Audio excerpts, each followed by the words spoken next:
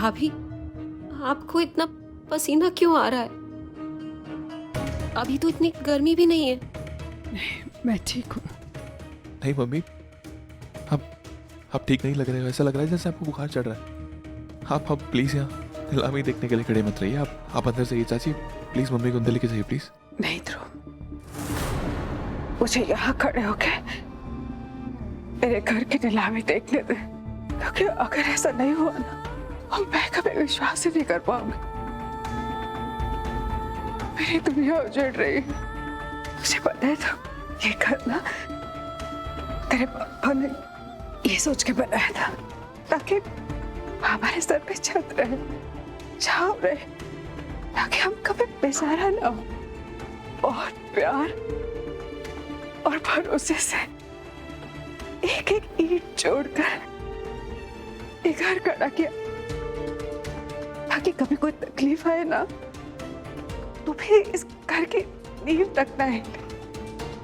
और इस घर ने खुशियां भी तो देखी है ना समय। इस घर में रीत, तू और स्मिता पैदा हुए।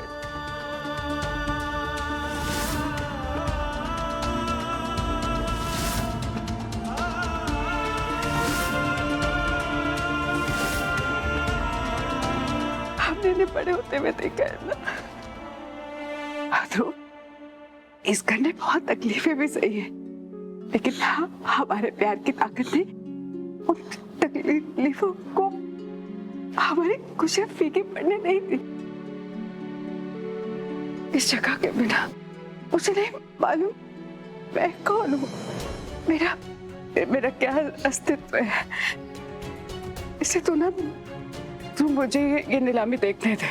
नहीं, तू मुझे नीलामी देखने दे। मैं नहीं चाहती कि मैं उन लोगों की तरह हो जो जिनका सब कुछ छिन जाता है और वो ऐसे सोचते हैं कि वो दुनिया के सबसे अमीर हैं।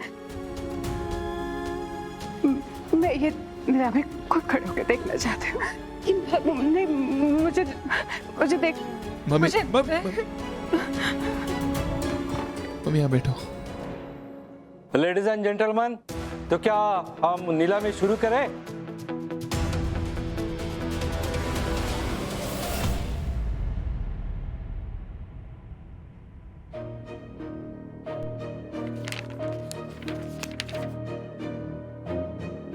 ये क्या है मिस्टर राघव? चेक 3 करोड़ का। इससे आपका अनूज किचन रेस्टोरेंट में जो भी नुकसान हुआ है, ये उसकी भरपाई में काम आएगा। और इतना ही नहीं, जो न्यूज़ चैनल और मीडिया आपकी कंपनी की रेपुटेशन खराब करने में शामिल है, ये उसे रोकने के भी काम आएगा। ये अमाउंट आज ही आपके अकाउंट में ट्रांसफर हो जाएगी। आप बस ध्रुव के घर की नीलामी होने से रोक लीजिए। वैसे एक बात समझ में नहीं आई, आप उन्हें बचाने के लिए इतने बेताब क्यों हैं? उन्होंने आपकी फैमिली के साथ भी बहुत बुरा किया है।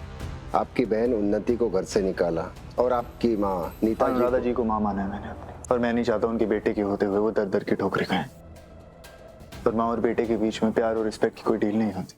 तो प्लीज आप ये अमाउंट रखिए और नीलामी होने से रोक लीजिए। आपके बड़प्पन ने मेरा दिल छू लिया मिस्टर राघव, लेकिन मैं आपके समान महान नहीं हूं। मैं अपने नुकसान की पूरी भरपाई करता हूं। ये नीलामी नहीं रुकेगी। पर क्यों? मैं आपको आपके नुकसान से ज्यादा अमाउंट दे रहा हूँ। ये आपके लिए अच्छी डील है। बात पैसों की नहीं है मिस्टर राघव। इतना नुकसान तो मैं यूं ही बर्दाश्त कर लूंगा। तो फिर क्या प्रॉब्लम? प्रॉब्लम मेरे उसूल है मिस्टर राघव। मैं जब देता हूं तो दिल खोल कर देता हूं, और जब लेता हूं तो सब कुछ छीन लेता हूं। ध्रुव की वजह से मार्केट में मेरे रेपुटेशन पर धब्बा लगा है, और उसकी वजह से अब मैं फूड बिजनेस में कहीं एंट्री नहीं कर पाऊंगा। उसकी इतनी सजा तो उसे मिलनी ही चाहिए, और बिजनेसमैन होने के नाते तुम्हें मेरा साथ देना चाहिए, ध्रुव का नहीं। I'm sorry मिस्टर ओबराय, लेकिन आपकी सोच और आपका दिल बहुत छोटा है। और मैंने जिस मिस्टर ओबराय के बारे में सुना वो ऐसे नहीं थे। आपको निराश करने के लिए I am really very sorry. आप अपना चेक वापस ले सकते हैं।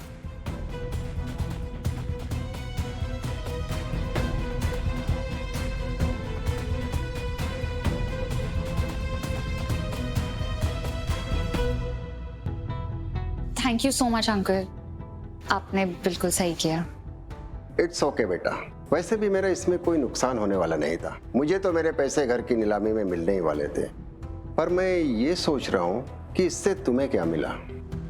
अंकल मैं ये सब अपने भैया के लिए कर रही हूँ। अगर ध्रुव ने सत्संग के खाने में नॉनवेज मिक्स करके लापरवाही की है तो इस चीज की सजा मेरे भैया क्यों भुगते? वो क्या है ना, मेरे भैया बहुत दिल से सोचते हैं, कभी किसी को दुखी देख ही नहीं सकते। अब देखिए ना, मेरे भैया उस फैमिली के साथ रिश्तेदारी निभा रहे जिस फैमिली ने हमेशा दुख और बदनामी ही दी है। तो अब मैं और चुपचाप बैठ के मेरे भैया का फायदा उठता हुआ नहीं दिख सकती। मैं तुम्हारी तकलीफ समझ सकता हूँ बेटा। अगर कोई मेरी बेटी प्रिया के साथ ऐसा करे तो मैं भी उसके साथ ऐसा ही करूँगा। Thank you so much uncle. Thank you.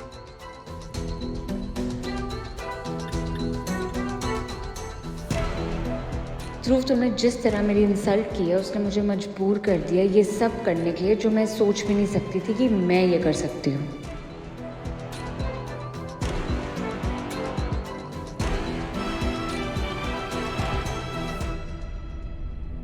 क्या हुआ?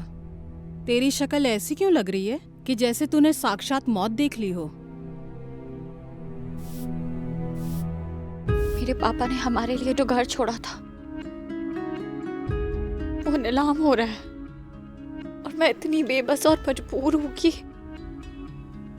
उसे बचाने के लिए कुछ नहीं कर पा रही, अपने पापा के लिए कुछ नहीं कर पाए और अब अपनी मम्मी के लिए भी कुछ नहीं कर पा रहे। हर सांस के साथ ऐसा लगता है जैसे मैंने सिर्फ सबको निराश किया है और ये सोच के मुझे बहुत तकलीफ हो रही है।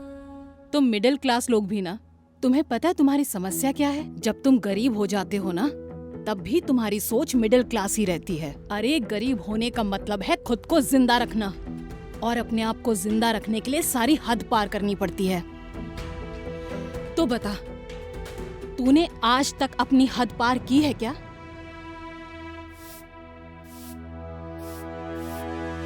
यहाँ बैठे बैठे कौन सी हद पार कर सकती हूँ मैं?